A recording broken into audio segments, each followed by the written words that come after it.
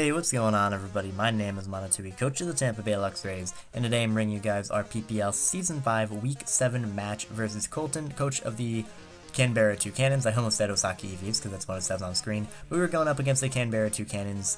This is a team that was originally coached by Travesty, but unfortunately he got super busy with his super intelligent smart guy school, so he had to drop the league, and Colton was nice enough to replace him for this season. So, without further ado, let us just get into the team breakdown.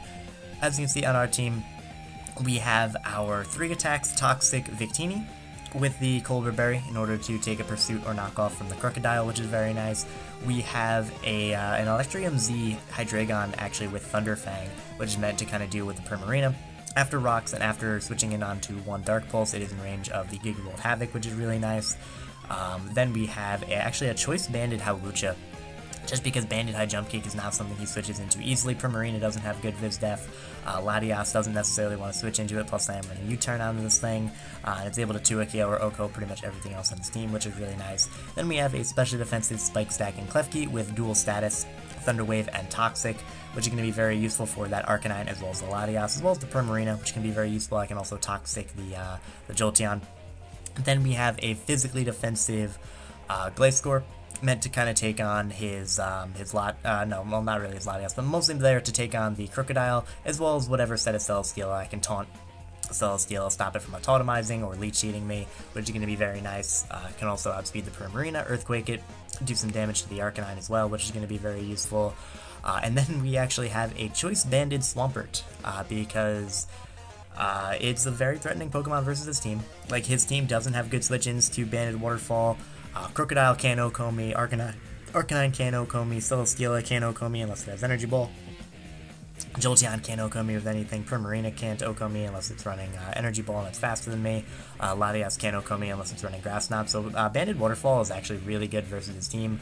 Aside from that, Banded Earthquake also hurts things like the Primarina, Banded Ice Sponge hurts things like the Latias, and then we're running Stealth Rock on there just because I didn't really need another move for his team. So, without further ado, let us just hop into this game. I'm going to lead with my Klefki, and then I'll start setting up hazards. Z is going to lead with his Arcanine. I'm going to switch right out, and I'm going to go right out into my Swampert in order to start firing off some Banded Waterfalls, but unfortunately for me, he is actually going to end up getting the Flamethrower burn, which is a little bit unfortunate. He is going to switch out, however, and this gives me kind of an opportunity to get up my Rocks, since I'm not going to be doing a lot of damage with Waterfall anymore. So Rocks are up on his side of the field. That's very nice. He's going to be forced to take damage or to defog. As you can see here, he's actually going to go for the defog. But what I can do is just go right for the, as you're going to see in a second after this Arcanine comes in, I'm going to go for my first layer of spikes, force him to defog a little bit later, and then because I know he is special and I'm specially defensive, I can take a Flamethrower, so I'm just going to go for a Toxic onto this Arcanine, weaken it, make it easier for my team to deal with, make it so that he's no longer a good switch into my Victini, which is very nice. And now what I'm going to do is go right out into my Hydreigon, expecting another Flamethrower, which is exactly what he decides to do. And here I'm like, okay, I'm pretty sure I know what's going to happen. He's going to switch right out into his Primarina because it should be able to beat me 1v1. So I'm going to go for regular Thunderfang first, break his Wakon Berry. He's outside range of the next Thunderfang, so I'm going to go right for the Gigavolt Havoc. And as you're going to see here, that is going to knock out the Primarina. So what was, I assume, a very good counter to this Hydreigon is now dead to this Hydreigon with no other help from any other Pokemon except for the spikes from Klefki.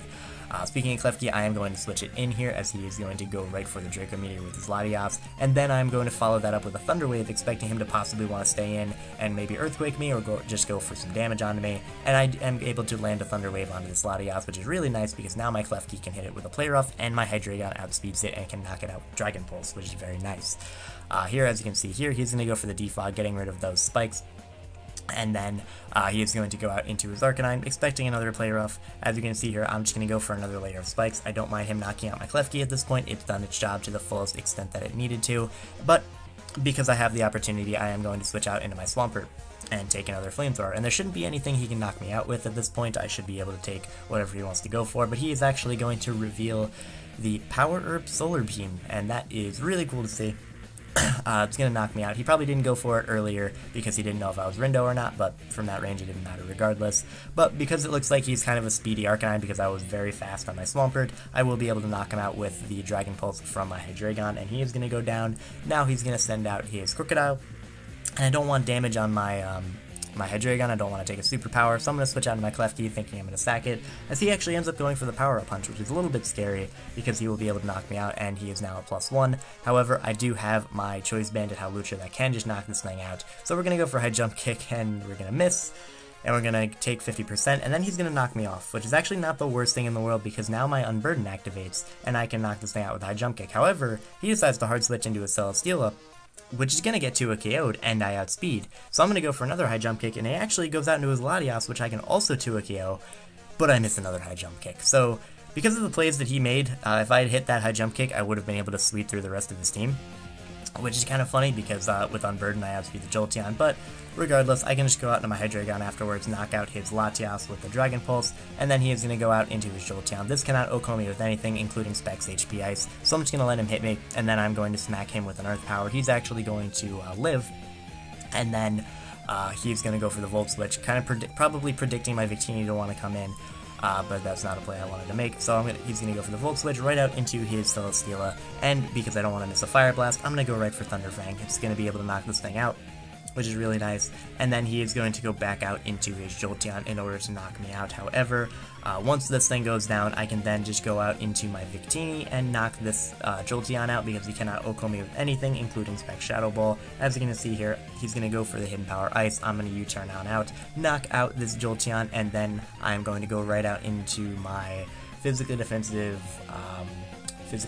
whatever this is called, flipping Gliscor, that's what it is. He's going to intimidate me, but regardless, even though he's Power Up Punch, I do beat this thing 1v1, and even if he is able to somehow crit me and maybe beat me somehow, funnily enough I get a crit on him, I do have my Victini in the back, which does outspeed this thing and can knock it out with the V-Create. So he's just going to show off the Z-move just for style points, as he is going to go down for an Earthquake, and we are going to win this game 2-0 over Colton, aka Shadow Gaming Hub of the Canberra Toucannons. So good game to Colton. If you have not done so already, please check out his YouTube link in the description below. He should be uploading all of his PPL games relatively soon. I know he's been struggling to upload them, but he's just got his computer fixed and he'll be uploading them soon. So that's really cool. Thank you guys very much for watching. I hope you all enjoyed, and I will see you next week.